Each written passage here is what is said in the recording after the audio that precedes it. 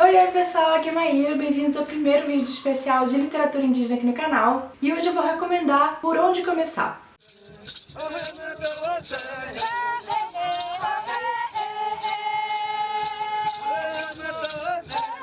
Antes de começar com as recomendações, vou explicar para quem não tá sabendo como vai funcionar esse projeto, que tipos de livros vão ser recomendados, enfim. A ideia é fazer 30 dias de imersão em literatura indígena aqui no canal no mês de abril.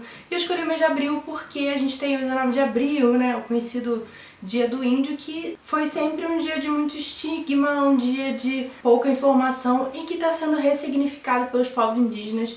Então a ideia é realmente mostrar a diversidade, mostrar que existe sim muita literatura feita por indígenas e que não é necessário que outras pessoas não indígenas contem as nossas histórias. Então assim, todos os livros recomendados e falados durante esse mês foram escritos e são protagonizados por indígenas. Bom, vamos à questão então de por onde começar. Eu separei alguns livros que podem ser a melhor indicação dependendo do seu gosto. E é claro que tem livros que eu acho que são super importantes de serem lidos, como A Queda do Céu, do Davi Yanomami, mas esse é um livro aí de quase 800 páginas, então talvez não seja o melhor lugar para você começar a ler literatura indígena. Não significa que não seja menos importante. Bom, o primeiro lugar que eu acho bacana começar, esse livro aqui, ele mostra bastante diversidade dos povos. Você vai ler um livro com 10 povos diferentes, são 10 ou 11. Você pode saber um pouquinho sobre a língua deles, onde que eles se encontram no Brasil, um pouco da história de cada povo, um pouco dos grafismos também, que é a antologia de literatura, Nós.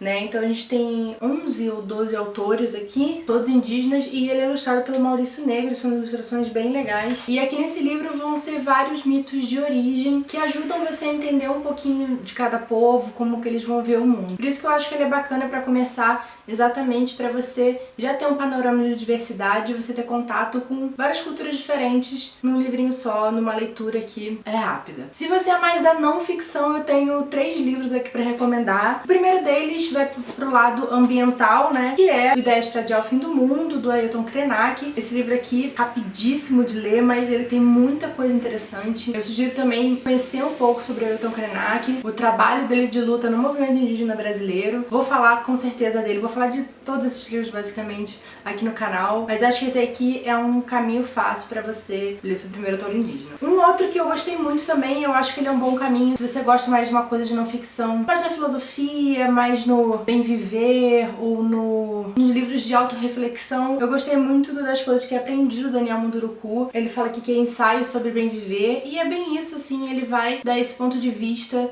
de visão de mundo indígena Munduruku, né? São várias lições bonitas de como nós precisamos entender a responsabilidade que nós temos um com os outros. Então pode ser pra quem gostou de The Good Place, prestou atenção no que eles estão falando ali, pode gostar desse livro aqui também. E outro de não ficção que eu acho super importante, super forte, e que foi uma experiência bem impactante mesmo de leitura, que foi o Guerreiras, da Aline Rocher do Pachamama. Essa é uma história de 11 mulheres e é a transcrição das entrevistas dela contando a história de migração delas ou da família delas para o Rio de Janeiro. Então é muito legal porque ele aponta muito no momento atual como que se existe esse indígena desaldeado, esse indígena em contexto urbano, esse indígena que precisou sair do seu território ancestral e tá numa cidade como o Rio de Janeiro. É realmente muito bonito, muito forte, assim, e foi muito bacana ouvir a história dessas mulheres. Eu acho que ele traz esse tom de realidade extremamente necessário. Pra quem é fã de terror ou coisas mais sinistras, eu vou indicar A Caveira Rolante e A Mulher Lesma e outras histórias indígenas de assustar,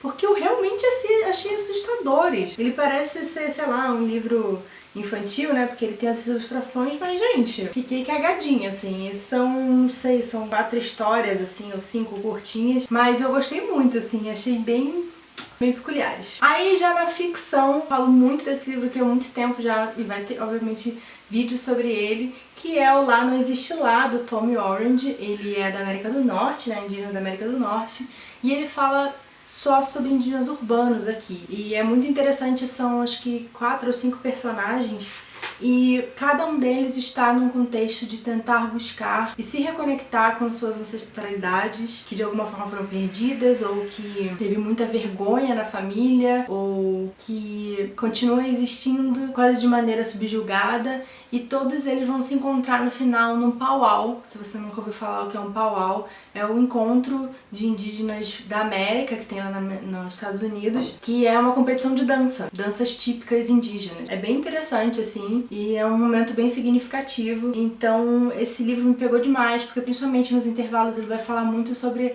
as violências que foram vividas, né, ao longo dos séculos desde a invasão, e como isso reflete nos dias de hoje nos indígenas atuais, principalmente os indígenas que estão na cidade. Se você quer ler um livro infantil ou um livro de fábulas, né, eu me diverti horrores com isso aqui, eu achei super legal, que é As Fabulosas Fábulas do Iauareté, do Cacau Eradicupé. Esse aqui é uma coletânea de histórias que o Cacá ele foi coletando, ouvindo outros indígenas de várias partes do Brasil contar. Essas histórias já tinham sido registradas por um antropólogo, mas ele resolveu voltar às origens de onde é que veio realmente essas histórias, e aí ele é ilustrado pela filha dele também, e é realmente muito legal esses desenhos. E é bacana que ele é bem humorado, mas ele tá sempre passando uma mensagem muito bacana, então eu acho que pode ser um lugar legal pra você iniciar essa leitura. Aí, se você é fã de poesia, tenho duas recomendações aqui que são bem óbvias, mas acho que são essenciais também, que é o Ai Que Aquele Tama, Eu Moro na Cidade, da Márcia Cambeba, e Metade Cara, Metade Máscara, da Eliane Potiguara. Esse aqui ele não é só de poesia, tá? Ele vai falar muito também, quase que uma autobiografia da Eliane, vai falar sobre a história dela, da família dela também. E eu acho que esse livro aqui ele é essencial para ser lido, ele é um pouco pesado, assim, porque ele entra no não ficção, retratando muito da história, eu acho, do Brasil e do movimento indígena dos últimos décadas. Então eu acho que se você quer se educar sobre isso, eu acho essencial ler esse livro aqui. E a Márcia, a gente tem uma poesia muito bonita, muito potente. Se você não acompanha ela, não sabe quem ela é geógrafa, ela é poeta, ela é escritora, ela é ativista.